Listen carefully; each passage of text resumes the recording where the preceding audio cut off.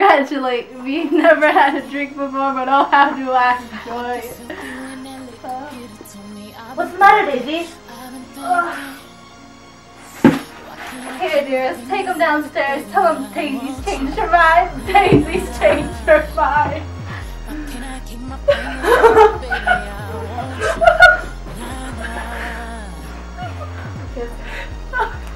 No! No! Come on, Daisy. No! I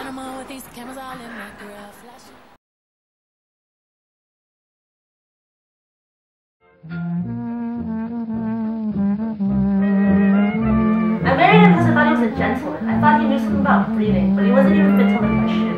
You're crazy about him for a while. Crazy about him? Who said I was crazy about him? I was never any more crazy about him than I was about that man over there. The only crazy I was when I married him. I knew right away I made a mistake. He borrowed somebody's best suit to get married in, and never even told me about it.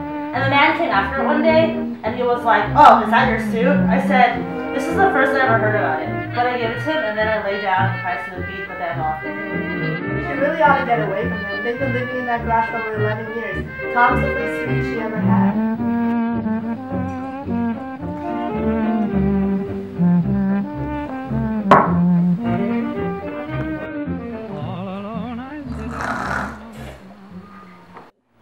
It was on the two little seats facing each other that are always on the last ones on the train. I was going to New York to see my sister and spend the night. He had on a dress suit and patent leather shoes, and I couldn't keep my eyes off of him.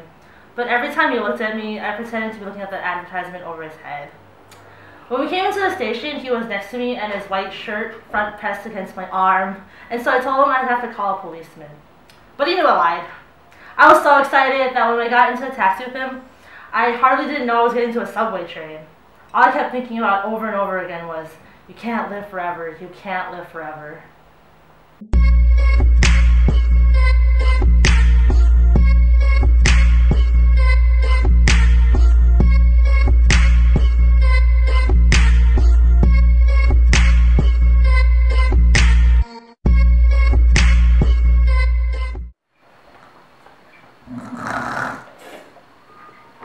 Daisy! Daisy! Daisy!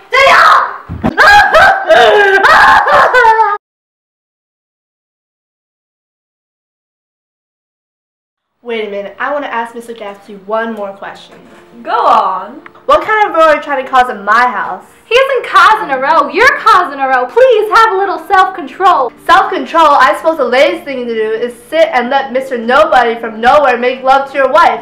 Well, if that's the idea, you can count me out. Nowadays, people begin by sneering at family life and family institutions, and next they'll throw everything overboard and have intermarriage between black and white.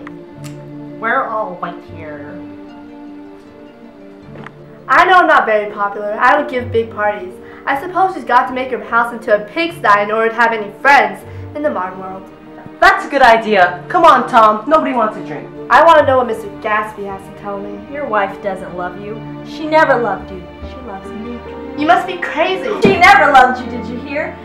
She only married you because I was poor and she was tired of waiting for me. It was a terrible mistake, but in her heart, she never loved anyone except me.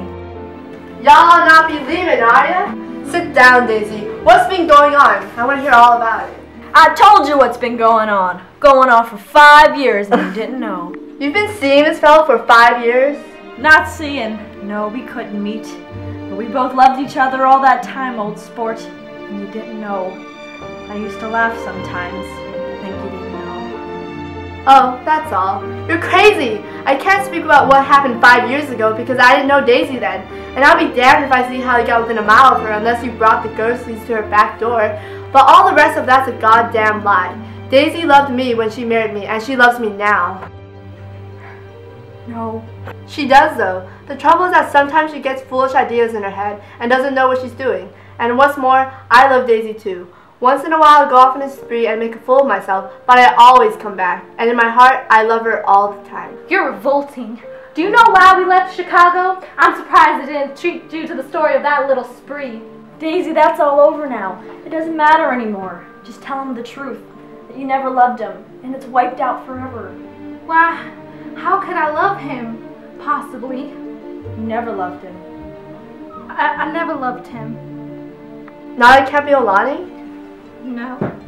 Not even the day I carried you down from the punch bowl to keep your shoes dry? Please. Daisy! Please don't. There, Jay. Oh, you want too much. I love you now. Isn't that enough? I can't help what's past. I loved him once, but I loved you too. Loved me too? Even that's a lie. She didn't even know you were alive. Why, there are things between me and Daisy that you'll never know. Things that we will never forget. I want to speak to Daisy alone. She's getting all excited now. Even alone, I couldn't say I never loved Tom. It wouldn't be true. Of course it wouldn't be true. As if it mattered to you. Of course it matters. I'm going to take better care of you from now on. You don't understand. You're not going to take care of her anymore. I'm not? Why is that? Daisy's leaving you. Nonsense. I am, though. She's not leaving me. Certainly not for a common swindler who had to steal the ring he put on her finger. I won't stand this. Please, let's get out. Who are you anyhow? You're one of that bunch that hangs out with Meyer Wolfsheim? That much I happen to know. I've made a little investigation into your affairs, and I'll carry it out tomorrow. You can suit yourself about that, old sport. I found out what your drugstores were. He and this Mayor Wolfsheim have been buying up all the drugstores up in here in Chicago, selling grain, alcohol over the counter. I picked him for a bootlegger, and I wasn't far wrong. What about it? I guess your friend Walter Chase wasn't too proud to come in on it. And you left him in the lurch, didn't you? You let him go to jail for over a month in New Jersey. God, you ought to hear what Walter has to say on the subject of you. He came to us dead broke. He was very happy to pick up some money, old sport. Don't you call me old sport. Walter could have had you up on the betting laws too, but Wolfsheim scared him into keeping his mouth shut. The drugstore business was small change, but now you've got something on Walter that he's too afraid to tell me about. Please, Tom, I can't stand this anymore. You two go on home, Daisy, in Mr. Gatsby's car. He won't annoy you. I think he realizes that his presumptuous flirtation is over. Want any of this stuff, Jordan? Nick? What? Want any? No, I just remembered that today's my birthday.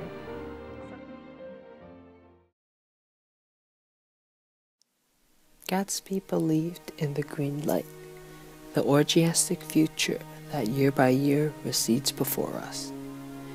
It eluded us then, but that's no matter.